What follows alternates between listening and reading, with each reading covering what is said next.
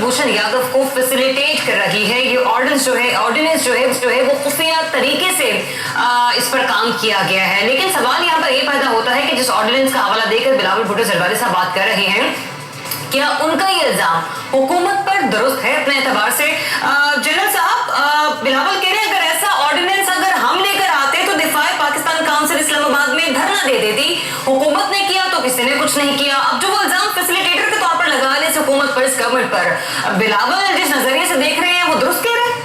सारी चीजें हो क्यों रही? खराबी वहां पे हुई जहां हम इंटरनेशनल कोर्ट ऑफ जस्टिस में जाने के लिए तैयार हो गए। हमने तस्लीम कर लिया कि हम केस वहां पे लेके आके लड़ेंगे, जबकि ये हमारी नेशनल सिक्योरिटी का मसला था। इसका मतलब यह है कि जब भी कोई नेशनल सिक्योरिटी का किस्सा है, अगर भारत चाहे वो घसीट ले आपको इंटरनेशनल कोर्ट ऑफ जस्टिस में और आपके ऊपर इस तरह की पाबंदियां इस तरह के या काम सादर हो जाएं, क्या ये हमारे मुफाद में है?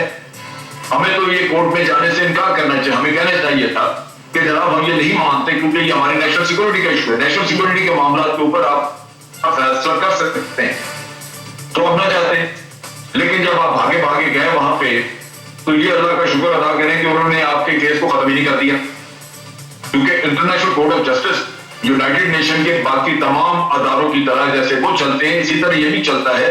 ये तो आप बच गए हैं, वरना तो आपको ये फैसला पकड़ाना था कि जनाब इनका बंदा छोड़े। तो ये वो तो हमने इंतहाई गलत एक फैसला करके अपनी गर्दन खुद पेश कर दी।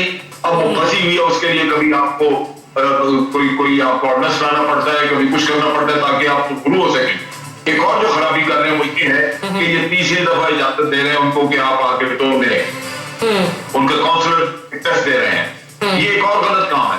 आप क्यों अपना बार बार मुंह पेश कर रहे हैं कि इसके ऊपर मुंह कीचड़ मले? उनके फॉरेन ऑफिस से फिर एक बयान आ जाता है, वो आपके ऊपर गंद उछालते हैं।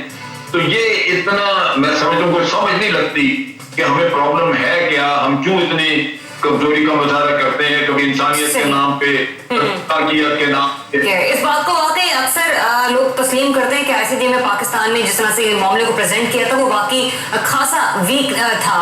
लेकिन एनबीसी जो बिलावल आज बात कर रहे हैं वो आप उनका दावा किस हद तक दुरुस्त समझ रहे हैं? ये बात तो बिल्कुल दुरुस्त है कि अगर उनकी हुकूमत करती है, नवाज शरीफ करता तो गद्दारी तक के इल्जाम लग चुके होते हैं एक आध दिन के अंदर। मैं एक बात और वाज़ेह कर दूं कि हुकूमत को ऑर्डिनेंस जारी करने का इख्तियार है। अब वो किस तरह का ऑर्डिनेंस होगा ये आपकी अपनी ज़मीर पर, अपनी मर्जी पर, आपकी खारजा और दाखिला पॉलिसी की कमजोरी पर कुछ करने। आप आईसीजे गए तो आपके साथ कारवां था, काफिला था बड़े बड़े टॉप के वकीलों का। फरोग नसीम उसको लीड कर रहे थे, खालिद मंसूर साहब उसमें शामिल थे, बहुत से वकील थे हमारे, बहुत से दोस्त भी थे। और एक क्वींस काउंसिल आया था लंदन से तो उसको लीड कर रहा था। और हिंदुस्तान से चंद सफारी सूट पे मलबूस लोग आए थे, वहाँ के लोग थे वो। हमने जो दलील दी वो ये थी कि दहशतगर्द को कोई राइट हासिल नहीं है एक्सेस का, जो दहशतगर्द है। और ये सबसे बड़ी गलती थी। कोर्ट ने जो फैसला दिया वो ये दिया कि दहशतगर्द के भी इंसानी हुकूक होते हैं। लिहाजा आप अगर ये दहशतगर्द भी है, गैरमुल्की की दहशतगर्द है, तब भी इसको आप मुलाकात दें, एक्सेस दें, काउंसलर एक्सेस दें, इससे मिलने दें, मशवरा करने दें, इसको रिव्यू पे जाने दें। तो लेकिन हम दब गए थे और हम मुस्तकिल दबे में तीसरी बार दावत दी है, हमने दावत शिराज दी है कि अब आप आ जाइए, कोई कमरे में नहीं होगा, वो होगा। मतलब वयाना कन्वेंशन के तहत जो रसाई मिली हुई यकीनी तौर पर हमारे गले का तोप बनी रही। लेकिन बुखारी साहब, बिलावल भुट्टो जरदारी साहब आज जिस तरह से ऑब्जेक्शन कर रहे हैं, फैसिलिटेटर का इल्जाम लगा रहे हैं,